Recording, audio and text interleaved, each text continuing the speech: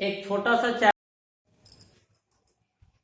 Hello बच्चों, very very good morning to all of you. तो अभी हम लोग में कार्बोहाइड्रेट्स का चर्चा कर रहे थे। कार्बोहाइड्रेट्स को स्टडी किया गया था, लर्न किया गया था, उसी को सीख रहे हैं अभी हम लोग कि कार्बोहाइड्रेट्स का क्लासिफिकेशन कैसे किया जाता है। कार्बोहाइड्रेट्स को डिफाइन किया गया था पिछले लेक्चर में, कई अच्छी तरह से उसको डिफाइन किए थे। और इस लेक्चर में उसी जहां तक हम लोग पढ़े थे उसके आगे प्रोसीड करेंगे कि कार्बोहाइड्रेट्स का आगे क्लासिफिकेशन कैसे किया जाता है। तो वही this is your most beautiful channel, एक छोटा सा चैनल शारदा केमिस्ट्री, और I am Birchand Kumar. Now let us start. Carbohydrates के विषय में पिछले लेक्चर में जहां तक हम लोग पढ़े थे उससे आगे क्लासिफिकेशन कार्बोहाइड्रेट्स का कर रहे थे। तो उसके आगे क्लासिफाई करते हैं। Classification of carbohydrates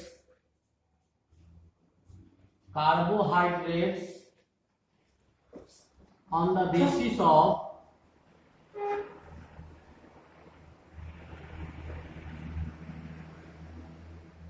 reducing and non-reducing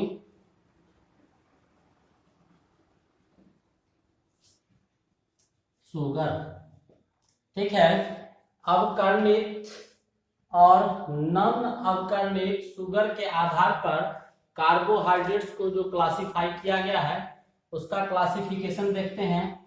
तो जरा सा ध्यान से देखिएगा, एक तरफ रेड्यूसिंग को लिया जाएगा, रेड्यूसिंग है, और एक तरफ आपका नॉन रेड्यूसिंग। रेड्यूसिंग शुगर और नॉन रेड्यूसिंग शुगर के बीच अंतर बताना है कि रेड्यूसिंग शुगर क्या होता है और नॉन रेड्यूसिंग शुगर क्या होता है। इसको हिंदी में अपचायक शर्करा बोलते हैं और इसको अनअपचायक शर्करा बोला जाता है। ठीक है, हिंदी भी लिख दिए हैं, थोड़ा सा दिक्कत होता है तो दिक्कत नहीं होना चाहिए हिंदी वाला को। अपचायक शर्करा और अनअपचायक शर्करा। तो ये जो आपका रेड्यूसिंग वाला है वो वैसे carbohydrates reduce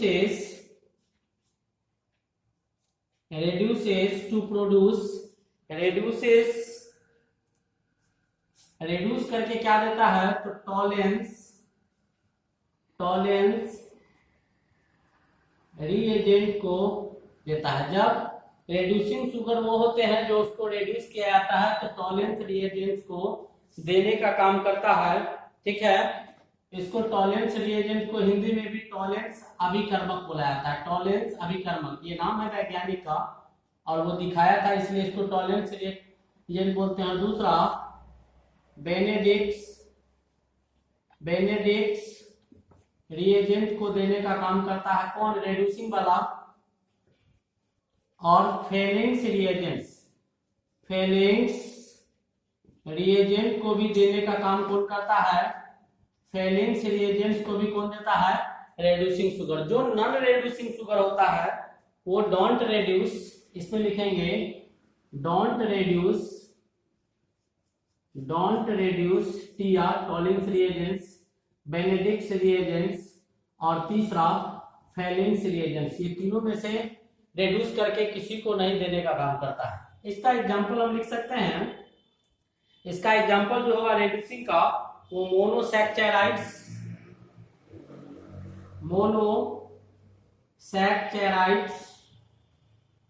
like.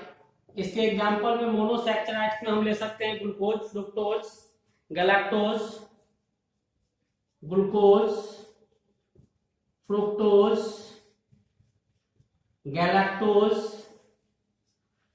Galactose ETC ये मोनोसैकेराइड्स। इसमें डाइसैकेराइड्स भी होगा, डाइसैकेराइड्स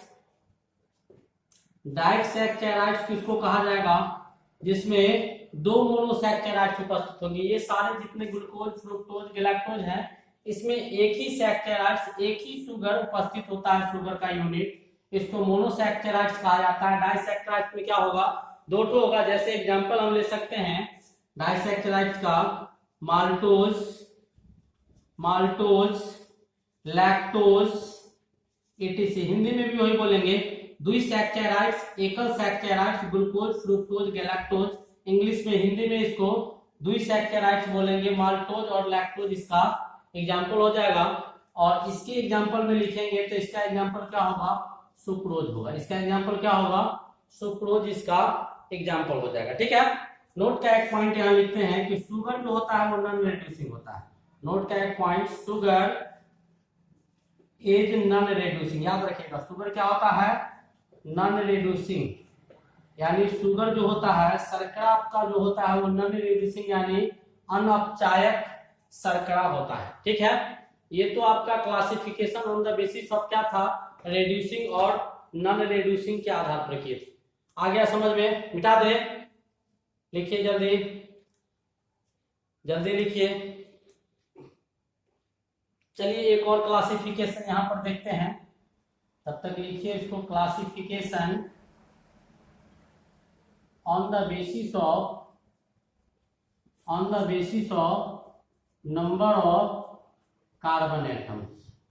कार्बन एटम्स के संख्या के आधार पर अगर कार्बोहाइड्रेट्स को क्लासिफाई करेंगे तो कैसे करेंगे, तो एक तरफ नंबर ऑफ कार्बन एटम, यहां लेंगे number of carbon atom, carbon परमाणु का संख्या, एक तरफ एल्डो ग्रुप लेते हैं यानी एल्डिहाइड का ग्रुप, एक तरफ आपका कीटोन का ग्रुप लेते हैं। ठीक है, और number of carbon atom carbohydrates के लिए, किसी कार्बोहाइड्रेट्स को बनाने के लिए मिनिमम 3 कार्बन की आवश्यकता होती है। 3 से कम कार्बन होगा तो कार्बोहाइड्रेट्स नहीं होगा।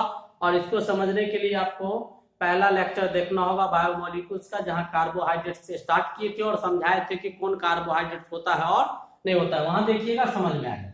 3 कार्बन कम से कम चाहिए। एल्डो ग्रुप जब होगा तो एल्डिहाइड यानी CHO फंक्शनल ग्रुप वाला, और कीटो ग्रुप होगा तो C डबल बॉन्ड वो ये जो होगा वो वाला। तो इसके लिए एल्डो ग्रुप है तो एल्डो तो पहले लिख देंगे, 3 कार्बन के लिए ट्राई लिखेंगे और OH कार्बोहाइड्रेट्स के नाम में लगाते हैं, तो इसका नाम क्या हो जाएगा, एल्डो ट्राइओल।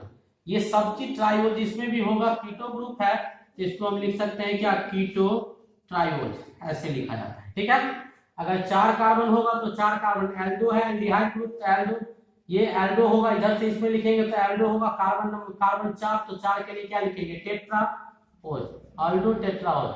हिंदी में भी यही लिखेंगे, एल्डो ट्राइओज, एल्डो टेट्राओज, इसको क्या लिखेंगे, कीटो टेट्राओज। समझ में आ गया होगा। अगर 5 कार्बन होगा, एल्डिहाइड फंक्शनल ग्रुप होगा तो एल्डो पेंटानोज,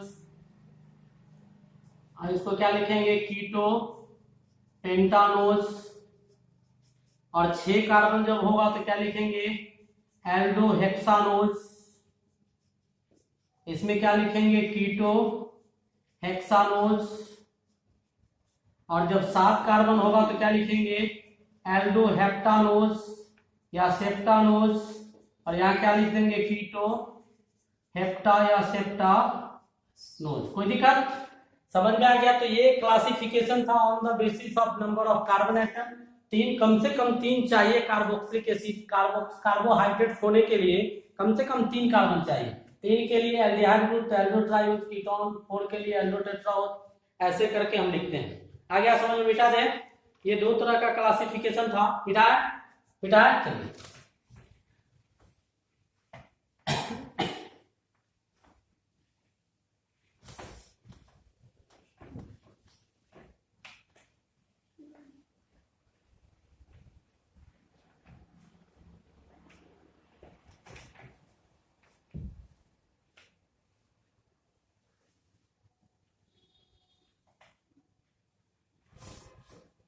इसको लिखिएगा। अब हम लोग अगला टॉपिक पढ़ेंगे, methods of preparation. Methods of preparation, methods of preparation, निर्माण विधि, निर्मित कैसे किया जाता है उसके विषय में पढ़ेंगे। मेथड्स ऑफ प्रिपरेशन, किसी भी चीज को फॉर्म कैसे किया जाएगा वो हम लोग देखेंगे। मेथड्स ऑफ प्रिपरेशन में पहले क्या करते हैं हम लोग, सुक्रोज लेते हैं, मेथड्स ऑफ प्रिपरेशन तरीका है। तो मेथड्स ऑफ पहले किसको प्रिपेयर करते हैं, प्रिपरेशन ऑफ ग्लूकोज या फिर फ्रुक्टोज भी लिख सकते हैं। ग्लूकोज या फ्रुक्टोज को कैसे बनाते हैं वो जानेंगे। तो किससे बनाते हैं, ध्यान से देखिएगा, फ्रॉम सुक्रोज, सुक्रोज से, किससे, सुक्रोज से किसको बनाना है, ग्लूकोज को बनाना है। तो सुक्रोज का केमिकल फॉर्मूला क्या होता है वो लिखेंगे। हम लोग करवाते क्या है, इसको ध्यान से देखिएगा। सुक्रोज को हाइड्रोलाइसिस करवाते हैं तो क्या बनता है, ग्लूकोज प्लस फ्रुक्टोज का निर्माण होता है, ग्लूकोज प्लस फ्रुक्टोज का निर्माण होता है। सुक्रोज को ग्लाइकोलाइसिस करवाया, हाइड्रोलाइसिस करवाया जाता है तो ग्लूकोज और फ्रुक्टोज का निर्माण होता है। सुक्रोज का सूत्र क्या होता है, C12H22O11। जब इसका हाइड्रोलाइसिस करवाएंगे हम लोग तो बनेगा क्या, ग्लूकोज C6H12O6, और इसका भी केमिकल फॉर्मूला C6H12O6 ही होता है। लेकिन काफी डिफरेंस होता है, आगे जाके जब हम इसके स्ट्रक्चर को देखेंगे तो समझ में आएगा कि दोनों के बीच में क्या अंतर होता है।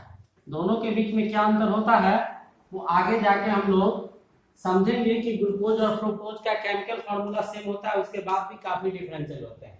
अब इसका जो स्पेशल टाइप का एक रोटेशन होता है जिसके स्पेसिफिक रोटेशन या म्यूटा रोटेशन पढ़ते हैं, आगे जाके और कॉन्सेप्ट को क्लियर करेंगे। लेकिन यहाँ पर जब शुगर जो होता है आपका, सुक्रोज जो होता है, इसका जब हम लोग म्यूटा रोटेशन देखते हैं अल्फा डी, तो ये आपका एंगल जो आता है रोटेट करता है स्पेसिफिक एंगल, वो कितना से, तो प्लस 66.5 डिग्री से रोटेट करता है।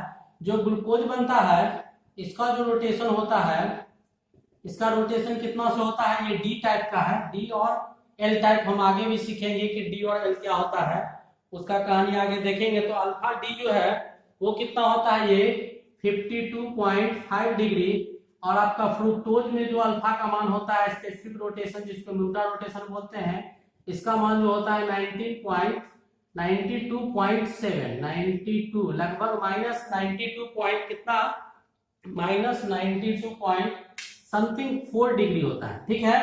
तो ओवरऑल जो रोटेशन होता है यहाँ पर प्लस 66 था, यहाँ पर प्लस 52 आया, और इन दोनों को प्रोडक्ट्स में कंबाइन कीजिएगा तो ओवरऑल रोटेशन माइनस वाला का ज्यादा होता है, माइनस वाला का क्या होता है, ज्यादा होता है। तो जिसका ज्यादा होगा, जैसे यहाँ पर प्लस दिया हुआ है तो प्लस का मतलब क्या हुआ, डी, स्मॉल डी, और स्मॉल डी का मतलब होता है dextro rotatory, dextro rotatory, rotatory, dextro rotatory, dextro rotatory बोलेंगे इसको, ठीक है। हिंदी में भी इसको डेक्स्ट्रो घूर्णित कहा जाता है। और यहाँ भी क्या है, ये प्लस है तो इसके लिए भी स्मॉल डी से रिप्रेजेंट करते हो, इसको भी क्या बोलते हैं हम लोग, डेक्स्ट्रो रोटेटरी बोलते हैं। और यहाँ पर क्या आ गया, माइनस, तो माइनस को स्मॉल एल से लिखेंगे, और ये क्या होता है आपका, लीवो रोटेटरी होता है। क्या होता है, लीवो रोटेटरी होता है। अब ओवरऑल देखिएगा, ये पॉजिटिव था और ओवरऑल आगे जो आया, तो इन दोनों को ओवरऑल कंपाइल करेंगे तो ये माइनस में ज्यादा एंगल है और प्लस में छोटा है। तो डी किस में कन्वर्ट हो रहा है, एल में कन्वर्ट हो रहा है। डी किस में कन्वर्ट हो रहा है, एल में कन्वर्ट हो रहा है। तो डी जब कन्वर्ट होगा किस में, एल में कन्वर्ट हो जाएगा, तो इसी को हम लोग इन्वर्सन ऑफ शुगर भी बोलते हैं। इसी को क्या कहा जाता है, inversion of sugar, inversion of sugar, शर्करा का इन्वर्सन भी कहा जाता है। कि डी डेक्स्ट्रो रोटेटरी से किस में कन्वर्ट हो जाता है, लीवो रोटेटरी में कन्वर्ट हो जाता है। तो ये आप ग्लूकोज का फॉर्मेशन देखिए कि हाँ सुक्रोज से प्राप्त किए, और इसको स्टार्च और सेलुलोज से कैसे प्राप्त किया जाता है उसका भी कहानी दिखाते हैं। इधर देखिएगा, फ्रॉम स्टार्च या फिर सेलुलोज, स्टार्च और सेलुलोज से हम लोग क्या करते हैं, ग्लूकोज को कैसे प्राप्त करते हैं उसका कहानी देखेंगे। तो स्टार्च लेंगे या फिर सेलुलोज लेंगे और इसको क्या करेंगे, हाइड्रोलाइसिस करवाएंगे, तो हमको मिलेगा क्या, जो यहाँ मिल रहा था बिल्कुल सेम चीज वहां भी मिलता है। क्या सा मिलता है, वहां यहाँ जो लिए थे और वहां जो लिए थे, तो दोनों को यहाँ से जब जैसे ही करवाइएगा तो आपका ग्लूकोज बनाना है, तो ग्लूकोज का सूत्र क्या होता है, C6H12। यहाँ से भी क्या मिलेगा, ग्लूकोज ही मिलेगा। क्या मिलेगा, ग्लूकोज ही मिलेगा। तो स्टार्च का और सेलुलोज का ये आपको क्या होता है, पॉलीमर होता है। ये क्या होता है आपका, पॉलीमर होता है। इसको पॉलीसैकेराइड्स भी बोल सकते हैं, सैकेराइड्स भी बोल सकते हैं। बहुत सारे मोनोसैकेराइड्स इसमें पाए जाते हैं, बहुत सारा। जैसे हम लोग पढ़े थे मोनोसैकेराइड्स जो एक यूनिट होता है, हाइड्रोलाइसिस नहीं आगे किया जा सकता है, OH ग्रुप नहीं निकलेगा। एक पढ़े थे ओलिगोसैकेराइड्स जिसमें 2 से लेकर 10 तक मोनोसैकेराइड्स पाए जाते हैं। पॉली में 10 से ज्यादा 100, 200, 20, 30, 25 ऐसे मैक्सिमम होंगे। और ये जो ग्लूकोज आपका यहाँ फॉर्म हो रहा है, ये आपका इसी का क्या होता है, मोनोमर होता है। और इसको हम लोग मोनोसैकेराइड भी बोलते हैं, मोनोसैकेराइड भी बोलते हैं। ठीक है, अब ये स्टार्च का सूत्र क्या होता है, तो C6H10O5। कितना यूनिट, N लिखेंगे। कितना यूनिट यानी N का मान बहुत बड़ा होता है। और जैसे ही इसको क्या कीजिएगा, हाइड्रोलाइसिस करवाइएगा H3O+ में। ठीक है, और इसमें आपका 2 to 3 ATM जो है, 2 से 3 ATM तक आपको प्रेशर लेना पड़ेगा। और उसके बाद टेम्परेचर इसमें अप्रोक्सीमेटली हम लोग जो लेते हैं वो 393 केल्विन के अप्रोक्सीमेटली लिया जाता है। 393 केल्विन टेम्परेचर लेंगे तो ये कन्वर्ट हो जाएगा C6H12O6 में कन्वर्ट हो जाएगा। किस में कन्वर्ट हो जाएगा, C6H12O6 में कन्वर्ट हो जाएगा। और आपको क्या दे देगा, ये आपको ग्लूकोज को दे देगा। किसको दे देगा, ग्लूकोज को दे देगा। तो इस प्रकार हम लोगों ने क्या किया, ग्लूकोज का निर्माण करवाया। ग्लूकोज आपका कार्बोहाइड्रेट होता है, एक सुक्रोज से प्राप्त किया और दूसरा स्टार्च से प्राप्त किया। आ गया समझ में, मिटा दे इधर वाला, मिटाते हैं। चलिए अब हम लोग ग्लूकोज की प्रॉपर्टी को देखेंगे। अब स्पेशली किसको देखेंगे, ग्लूकोज को पहले पढ़ेंगे, फिर हम लोग फ्रुक्टोज, माल्टोज, गैलेक्टोज जितने भी है इसके साइक्लिक ग्रुप सबको एक एक करके देखेंगे। ठीक है, अब हम लोग किसको देखेंगे, इसके प्रॉपर्टीज को देखेंगे। किसके, ग्लूकोज के। तो ग्लूकोज के प्रॉपर्टीज में देखिएगा क्या सब होता है, इसका प्रॉपर्टीज क्या होगा, इसके गुण क्या होंगे, उसका चर्चा किया जाएगा। पहला पॉइंट, ग्लूकोज जो होता है उसको डेक्सट्रोज भी कहा जाता है। ग्लूकोज को क्या कहा जाता है, डेक्सट्रोज भी। Glucose is also known as dextrose, या फिर इसी को पॉजिटिव भी लिख सकते हैं। ठीक है, तो ये आपको ग्लूकोज को क्या कहा जाता है, ग्लूकोज को डेक्सट्रोज के नाम से भी जाना जा सकता है, हिंदी में लिख सकते हैं। दूसरा पॉइंट, जो आपका ग्लूकोज होता है उसका स्ट्रक्चर जो होता है, उसके स्ट्रक्चर का चर्चा करते हैं। ग्लूकोज का स्ट्रक्चर कैसा होता है, संरचना कैसा होगा, संरचना का चर्चा करें। केमिकल फॉर्मूला C6H12O6, इसका Fischer projection diagram FPF, Fisher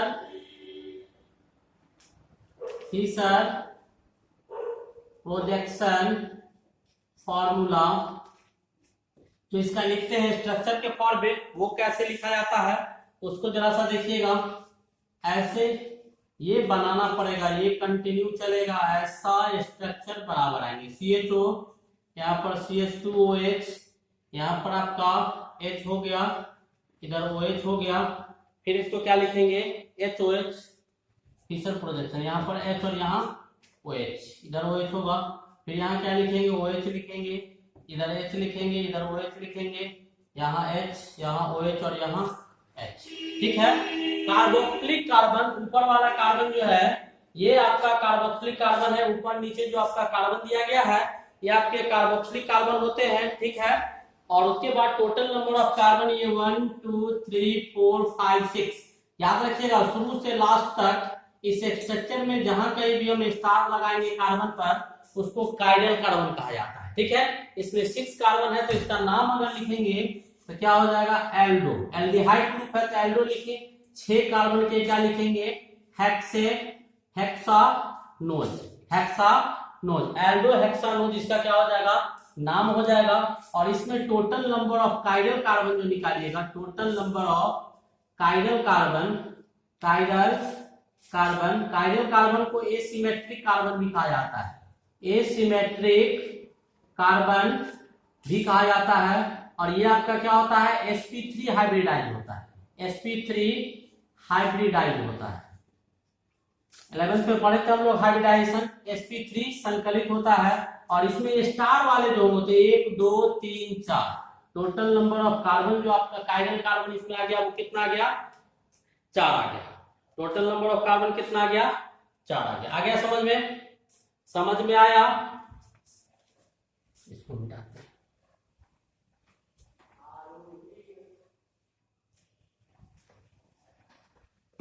total number of carbon कितने आ गए, 4 आ गए। अब इसके बाद हम लोग केमिकल प्रॉपर्टीज को देखेंगे। किसको देखेंगे, केमिकल प्रॉपर्टीज को देखते हैं। किसके, ग्लूकोज के केमिकल प्रॉपर्टीज को देखेंगे। हो गया, ये समझ गए। 2 प्रॉपर्टी मिटा दे, एक एक करके केमिकल प्रॉपर्टी देखेंगे। मिटा है, चलिए अब हम लोग रासायनिक गुण को देखेंगे। किसको देखेंगे, रासायनिक गुण को देखेंगे कि इसका रासायनिक गुण क्या होता है। केमिकल प्रॉपर्टीज टॉपिक डालेंगे, कौन सा प्रॉपर्टी, केमिकल प्रॉपर्टी, रासायनिक गुण। पहला, reaction with KCl potassium cyanate. Potassium cyanate के साथ ये जो रिएक्ट करता है तो क्या बनाता है, उसका कहानी देखेंगे। तो पहले तो आप इस डायग्राम को बनाइए, ये आपको कंटिन्यू बनाना पड़ेगा। CH2OH C HC double bond O H लिख सकते हैं। यहां पर क्या था, OH था, इधर H था, इधर OH, इधर H, इधर OH, इधर H, इधर OH, इधर H। अब इसका रिएक्शन करवाना किसके साथ है, तो HCl के साथ। ध्यान से देखिएगा, KCl के साथ। तो KCl को जब हम ब्रेक करेंगे आयनिक फॉर्म में तो K प्लस और Cl माइनस। यहां पर जो होगा तो ऑक्सीजन पे माइनस और इस पे प्लस। तो प्लस वाला किसके पास, माइनस के पास, और माइनस वाला किसके पास, प्लस के पास। प्लस वाला किसके पास, माइनस के पास, और माइनस वाला किसके पास जाएगा, प्लस के पास जाएगा। जैसे ही ये जाएगा तो फॉर्म क्या कर लेगा वो देखिएगा। यहां पर क्या हो जाएगा, C double bond O, C double bond O, C आपका OH इधर आ जाएगा, और उसके बाद ये आपका क्या हो जाएगा, O Cl के पास जाएगा। तो ये K Cl यहां हो जाएगा माइनस वाला इसके साथ जाके, और इधर आपका एक H रहेगा। अब इधर बना क्या, और बाद बाकी तो जैसे है वैसे ही रहेगा। इसमें कोई परिवर्तन नहीं होगा, इसमें कोई परिवर्तन नहीं होगा, इसमें कोई परिवर्तन नहीं होगा। जैसे लिखा हुआ है वैसे क्या करेंगे, प्रिंट कर देंगे हम लोग। इसमें कहीं से कोई परिवर्तन नहीं होगा। तो ये आपका क्या था, तो टोटल नंबर ऑफ, इसमें कायरल कार्बन का संख्या जो था वो कितना था। जब स्टार जहां लगाएंगे शुरू से लास्ट तक सभी लेक्चर में वो कायरल कार्बन को शो करेगा। और यहां पर इसमें क्या आ गया, OH आ गया, तो ये भी कायरल हो गया। पहले नहीं था, अब क्या हो गया, ये भी कायरल हो गया। तो total number of chiral carbon इसमें कितने हो गए, उसमें 4 और इसमें 5। उसमें कितने कार्बन थे, 4, और इसमें क्या हो गया, 5 कार्बन। इसका नाम क्या होगा, ग्लूकोसाइनोहाइड्राइड। इसका नाम क्या हो गया, ग्लूकोसाइनोहाइड्राइड। ग्लूकोसाइनोहाइड्राइड इसका नाम, ठीक है। जब किसके साथ रिएक्शन करवाए थे, KCl के साथ। आ गया समझ में, समझ में आया। ये आपका total number of chiral carbon है। इसको लिख सकते हैं क्या है, total number of chiral carbon. यहां पर भी टोटल नंबर ऑफ ये क्या है, कायरल कार्बन है। चलिए मिटा दे। दूसरा, reaction with HI, reaction with HI NH2OH के साथ पहले करवाते हैं। रिएक्शन विथ मिटा दे। दूसरा प्रॉपर्टी देखिएगा NH2, इसी में थोड़ा सा परिवर्तन करेंगे। NH2OH, NH2OH के साथ क्या करवाएंगे, रिएक्शन करवाएंगे। तो करवाना है ग्लूकोज का, तो सब्स्टिट्यूट तो सेम रहेगा। यहाँ पर KCl की जगह पर क्या लेंगे, NH2OH को ले लेंगे। किसको ले लेंगे, NH2OH को ले लेंगे। जैसे ही NH2OH को लीजिएगा वैसे ही यहाँ पर क्या कहानी आएगा वो ध्यान से देखिएगा, समझ में आ जाएगा क्या होगा क्या नहीं होगा। ऑक्सीजन है तो इसका रिएक्शन जब इधर करवाइएगा तो हम क्या करते हैं, यहाँ पर OH को इधर लेते हैं और उसके बाद NH2 को ऐसे लिखे, कोई दिक्कत? तो यहाँ पर ये ऑक्सीजन जो होगा HO के साथ मिलकर क्या करेगा, H2O को रिमूव कर देगा। क्या कर देगा? H2O को रिमूव कर देगा, H2O को रिमूव कर देगा। तो कैसे करेगा? H2OH ऐसे लिख देते हैं, H2OH। तो H2 के साथ मिलकर किसको रिमूव कर दिया? H2O को रिमूव कर दिया। तो यहां से बाहर निकल गया H2O, तो बचा क्या यहाँ पर? NOH बच गया। क्या बच गया आपका? NOH बच गया। तो इस कार्बन पर सब्स्टिट्यूट तो रहेगा, यहाँ पर क्या हो जाएगा? NOH जुड़ जाएगा। NOH क्या हो जाएगा? जुड़ जाएगा और फॉर्म करेगा। कायरल कार्बन कितने हो जाएंगे? पहले जो कायरल कार्बन थे सो, अभी जो होंगे सो, इसको ग्लूकोज ऑक्जाइन कहते हैं। क्या कहते हैं? ग्लूकोज ऑक्जाइन। इसका नाम क्या हो जाएगा? ग्लूकोज ऑक्जाइन हो जाएगा। ठीक है। और NH2OH का नाम हम क्या लिख सकते हैं? इसका नाम भी हम लोग लिख सकते हैं हाइड्रोक्साइल अमाइन बोलते हैं। इसको क्या बोलते हैं? हाइड्रोक्साइल अमाइन बोलते हैं। एक बार और समझिएगा, NH2OH के साथ रिएक्शन करवाएंगे तो ये आपका फॉर्म था, CHO था। NH2OH को इस कंडीशन में डालेंगे, यहाँ पर ढंग से देखिएगा तो क्या आएगा? यहाँ पे डाल देंगे H2NOH डालेंगे, ये H2 के साथ कंबाइन करके H2O को बाहर निकाल देगा और बाहर निकलेगा तो NOH क्या हो जाएगा? यहाँ पर जुड़ जाएगा, जैसा कि यहाँ जुड़ दी है। बाद बाकी जो था उसमें कहीं कोई परिवर्तन होने को नहीं है। बाद बाकी जो भी था जैसे था उसमें कोई परिवर्तन नहीं होगा। ठीक है, कोई दिक्कत? यहाँ तक कोई प्रॉब्लम है तो बोलिएगा। यहाँ तक कोई प्रॉब्लम है? नहीं होना चाहिए। यहाँ तक कोई प्रॉब्लम नहीं। मिटा दे।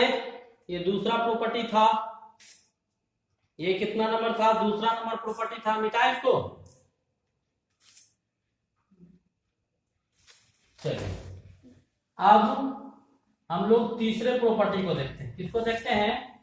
तीसरा नंबर प्रॉपर्टी को देखेंगे। तो तीसरे नंबर प्रॉपर्टी में क्या होगा वो देखते हैं। तो पहले क्या बनाना होगा, इसको मिटा लेते हैं। CHO C double bond OH, इधर क्या लिखेंगे? OH, यहाँ क्या होगा? H, इधर क्या लिखेंगे? H, यहाँ क्या होगा? OH, यहाँ क्या लिखेंगे? OH, यहाँ क्या होगा? H, इधर OH, यहाँ क्या होगा? H, और नीचे क्या लिखेंगे? CH2OH लिखेंगे। अब थर्ड प्रॉपर्टी जो है, रिएक्शन हम लोग करवा रहे हैं, किसके साथ रिएक्शन करवाएंगे? तो reaction with HI reduction with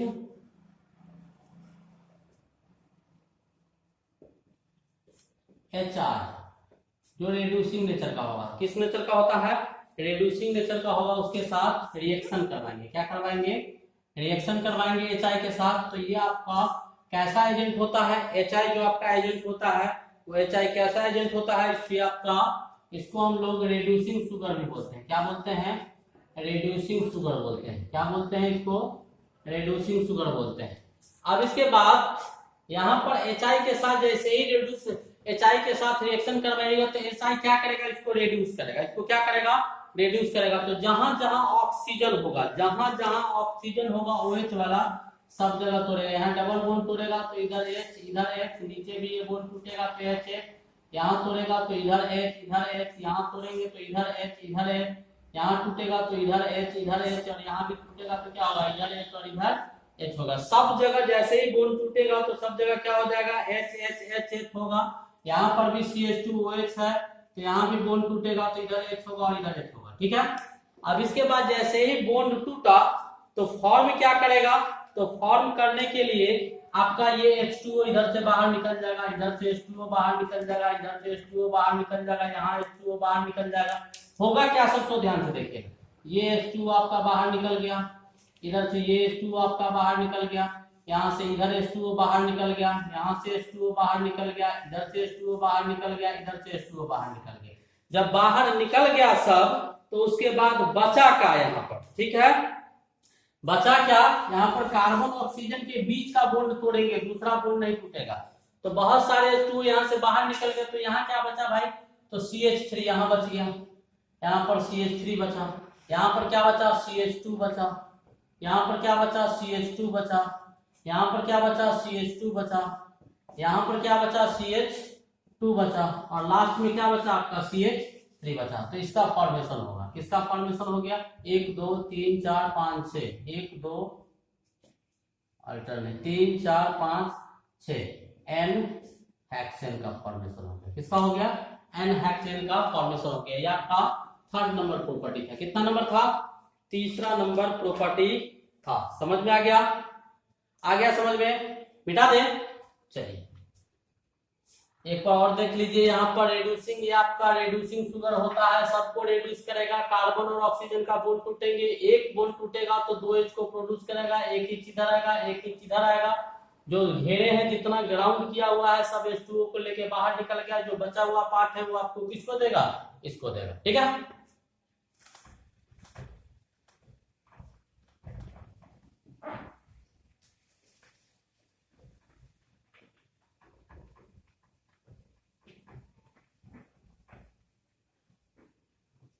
property number 4, reaction with acetic anhydride. Property number 4, reaction करवाते हैं किसके साथ, एसिटिक एनहाइड्राइड के साथ। रिएक्शन विथ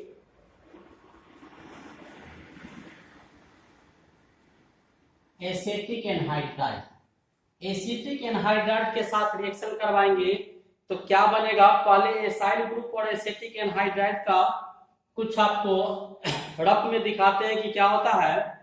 जैसे आपका C double bond O CH3, ये आपका एसाइल ग्रुप होता है। कौन सा ग्रुप होता है, एसाइल ग्रुप होता है। रिएक्शन करवाना है किसका, एसिटिक एनहाइड्राइड का। तो एसिटिक एनहाइड्राइड का रिएक्शन करवाएगा तो एसिटिक एनहाइड्राइड क्या होता है, CH3 C double bond O C double bond O CH3, इसका रिएक्शन करवाना है तो O माइनस H प्लस। अब यहाँ पर बॉन्ड अगर तोड़िएगा इधर एक माइनस आएगा, यहाँ पर क्या आएगा, एक प्लस है। माइनस वाला प्लस के साथ और प्लस वाला माइनस के साथ, माइनस वाला प्लस के साथ और प्लस वाला माइनस के साथ। यहाँ से प्रोडक्ट क्या बनेगा आपका, तो प्रोडक्ट आपका एसिटिक एसिड आ जाएगा। क्या आ जाएगा, एसिटिक एसिड CH3COOH। यहाँ से फॉर्मेशन क्या हो जाएगा, CH3COOH का एसिटिक एसिड आ जाएगा। और बचेगा क्या, तो इधर का पार्ट, तो oxygen O C double bond O CH3, ये आपका रिमेनिंग पार्ट बचेगा। अब इसी के फॉर्मेशन, इसी के हिसाब से हम लोग क्या कर सकते हैं, एसिटिक एनहाइड्राइड के साथ इसका रिएक्शन करवा सकते हैं।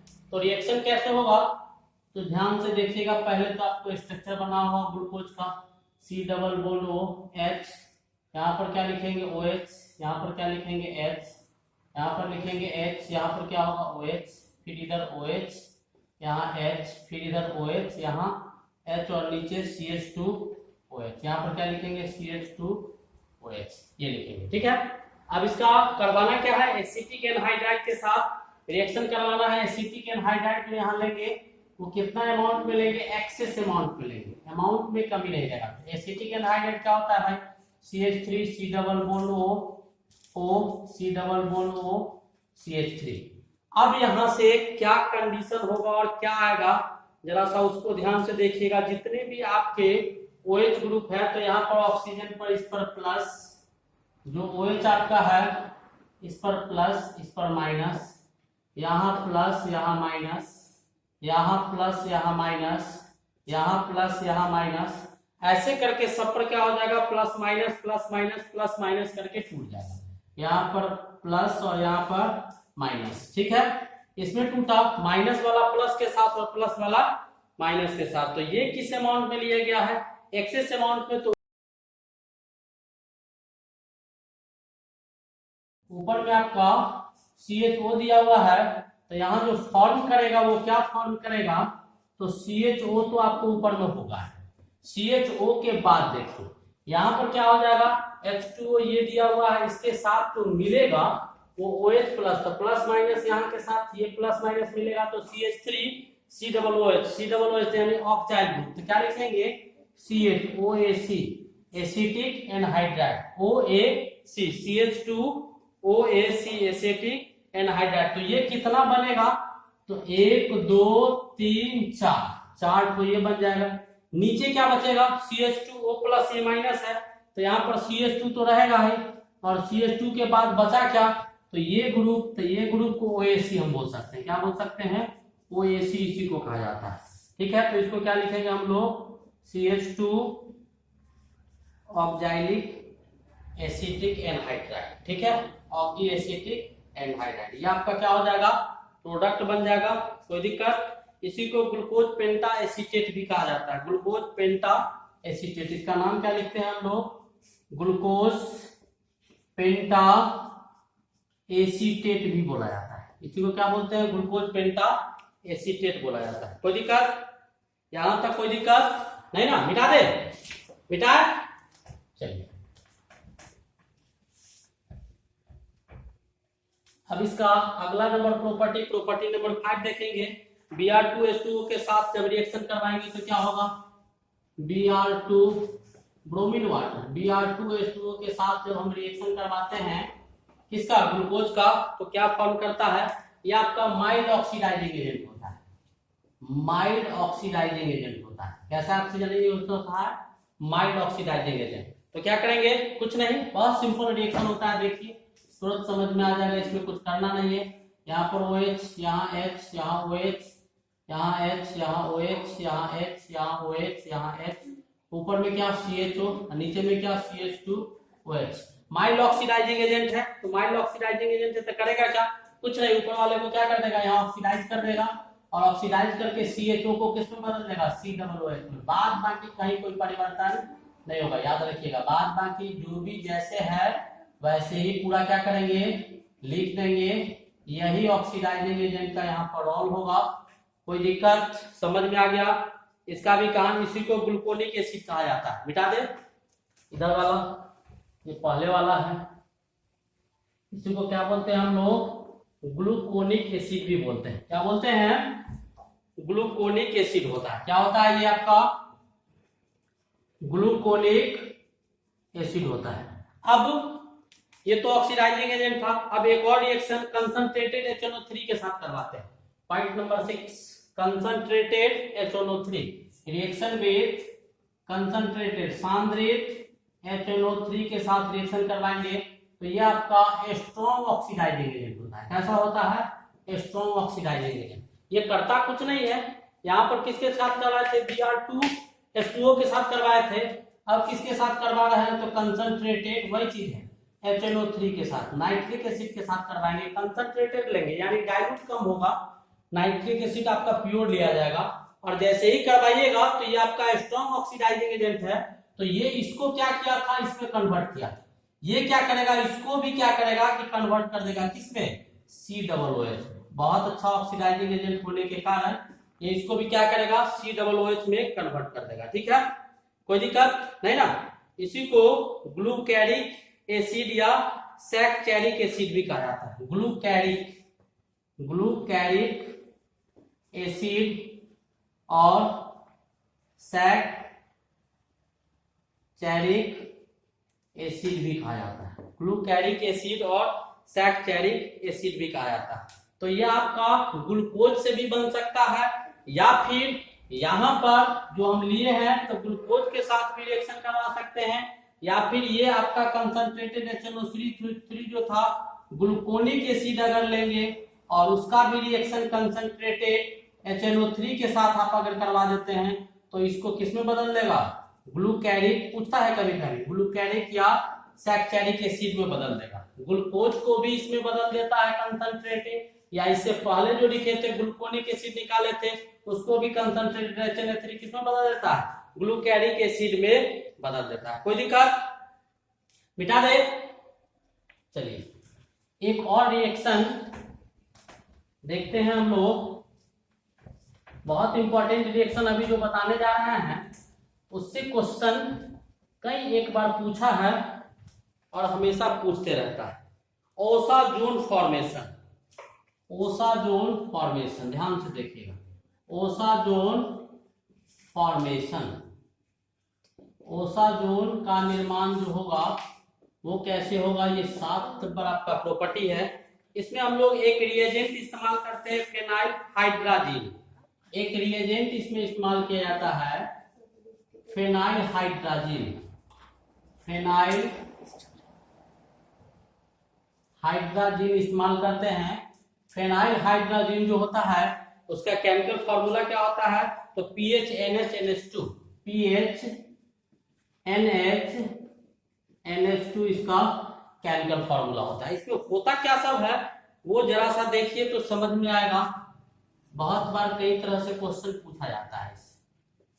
पहले क्या करेंगे, ग्लूकोज का कहानी है तो उसको लिखेंगे OH H OH H OH H OH H CH2OH। पहले इसका रिएक्शन हम लोग किसके साथ करवाएंगे, जो आपका फेनाइल हाइड्राजिन दिया हुआ है उसके साथ। तो फेनाइल हाइड्राजिन के साथ रिएक्शन कैसे करवाएंगे, तो जरा सा देखिएगा। इसमें से H2 को इधर लाएंगे, H2 इधर लिख देंगे, N लिखेंगे, फिर क्या लिखेंगे NH लिखेंगे और फिर क्या लिखेंगे PH। ऐसे लिखे तो कोई दिक्कत है ना। अब यहां से H2 क्या करेगा, O के साथ मिलकर H2O को क्या कर देगा, रिमूव कर देगा। इसको क्या करेगा, रिमूव कर देगा। और यहाँ पर जो लेंगे हम लोग ये 1 मोल लेते हैं, 1 मोल किसको, फेनाइल हाइड्राजिन को, PHNH NH2 को 1 मोल लिया जाता है, ठीक है। तब यहां से जैसे ही लेंगे तो H2O बाहर निकलेगा, H2O बाहर निकलेगा तो जो बचा हुआ पार्ट है वो कार्बन से जाके क्या हो जाएगा, अटैच हो जाएगा। कार्बन से जाके क्या हो जाएगा, अटैच हो जाएगा। तो कैसे क्या बन जाएगा वो देखिएगा। तो ऊपर में क्या हो जाएगा, C डबल बॉन्ड O, उसके बाद क्या हो जाएगा ये NH PH, इसका फॉर्मेशन हो जाएगा, ठीक है। वो तो बनाया हुआ है ना, तो क्या बनेगा ऐसे NH यहाँ पर हाइड्रोजन। उसके बाद बाकी जो भी है उसमें कोई परिवर्तन नहीं होगा, उसमें कोई परिवर्तन नहीं होगा। H OH OH H OH H और यहाँ पर CH2OH, ठीक है। यहाँ पर जो क्रिया हुआ वो किसका हुआ, तो न्यूक्लियोफिलिक एडिशन हुआ। ये दोनों जो आपस में जुड़ गए, यहाँ पर किसकी क्रिया हुई, न्यूक्लियोफिलिक एडिशन। न्यूक्लियोफिलिक एडिशन होता है, न्यूक्लियोफिलिक एडिशन की क्रिया यहाँ पर होता है। दूसरे टर्म में क्या लेंगे, फिर हम लोग 1 मोल किसको ले लेंगे, जो आपका रिएजेंट था उसको। 1 मोल किसको लेंगे, रिएजेंट को। तो रिएजेंट आपका क्या है, PHNH और NH2 लिया गया है, इस रिएजेंट को लेंगे। यहाँ पर क्या करेंगे, रिडॉक्स रिएक्शन होगा, NH और NH2 को रिड्यूस करवाएंगे। इसको क्या करवाएंगे, रिड्यूस करवाएंगे तो एक हाइड्रोजन इधर, एक हाइड्रोजन इधर, इधर हाइड्रोजन मिलेगा तो ये क्या बन जाएगा, अमोनिया बन जाएगा। क्या बन जाएगा, अमोनिया का फॉर्मेशन होगा। और जैसे ही अमोनिया का फॉर्मेशन होगा तो रिडॉक्स रिएक्शन की क्रिया होगा और OH के जगह पर ये क्या कर देगा, ऑक्सीजन वाला को क्या करेगा, रिडॉक्स करेगा। तो ये आपका यहाँ पर जो क्रिया होगा वो किसका होगा, सेकेंड स्टेप में रिडॉक्स रिएक्शन होगा। और रिडॉक्स रिएक्शन होकर फॉर्म क्या करेगा वो जरा सा देखिएगा। ऊपर वाला तो जैसे था वैसे ही रहेगा।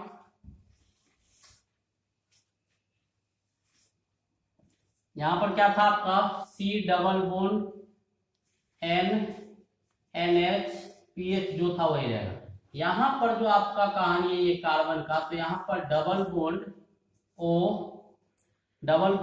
इसको अभी समझाते हैं क्या होगा। यहाँ पर H हो जाएगा, यहाँ पर OH, बाद बाकी जो है कहानी उसको लिख लो पहले। H OH H OH और नीचे जो आपका आएगा वो क्या आ जाएगा, CH2OH आ जाएगा। क्या आ जाएगा, CH2OH आ जाएगा। वहां पर जो आपका डबल बॉन्ड O है तो OH double bond O H N और उसके बाद NH PH आ जाएगा, NH PH आ जाएगा। Double bond O H NH PH का फॉर्मेशन होगा। और वहां से क्या हो जाएगा आपका, double bond O NH PH जो है, तो वहां से फिर क्या हो जाएगा, H2O यहाँ से बाहर निकल जाएगा। आएगा क्या, तो NNH का फॉर्मेशन हो जाएगा। क्या हो जाएगा, NNH का। अब फिर इसको क्या करेंगे हम लोग, फिर यहाँ पर क्या करेंगे, 1 मोल लेंगे। किसको लेंगे, वही क्या था रिएजेंट आपका फेनाइल हाइड्राजिन को, PHNH NH2 को ले लेंगे। PHNH NH2 को जैसे ही आप लीजिएगा वैसे ही ये क्या करेगा, फिर से न्यूक्लियोफिलिक, यहाँ पर न्यूक्लियोफिलिक एडिशन हो जाएगा। न्यूक्लियोफिलिक एडिशन की क्रिया होगी और फिर न्यूक्लियोफिलिक एडिशन से आपका जो फाइनल प्रोडक्ट मिल जाएगा वो फाइनल प्रोडक्ट क्या मिलेगा, उसको देखिएगा तो ऊपर क्या था, C double bond O N NH PH था, और यहाँ पर जो प्रोडक्ट बन जाएगा वो आपका H2O यहाँ से फिर क्या हो जाएगा, बाहर निकल जाएगा, बचेगा क्या, तो N NH PH, और बाद बाकी उसके बाद क्या था, यहाँ पर OH तो यहाँ H, और यहाँ पर क्या था आपका OH तो यहाँ क्या होगा H, और नीचे क्या CH2OH का फॉर्मेशन हो जाएगा, किसका हो जाएगा, CH2OH का। यही आपका ओसा जोन होता है जिसको ग्लूकोसा जोन भी कहा जाता है, इसी को हम लोग ओसा जोन बोलते हैं या फिर इसी को ग्लूकोसा जोन भी कहा जाता है, ओसा जोन या फिर ग्लूकोसा जोन कहा जाता है। यानी ग्लूकोज को जब 3 मोल इसको देते हैं,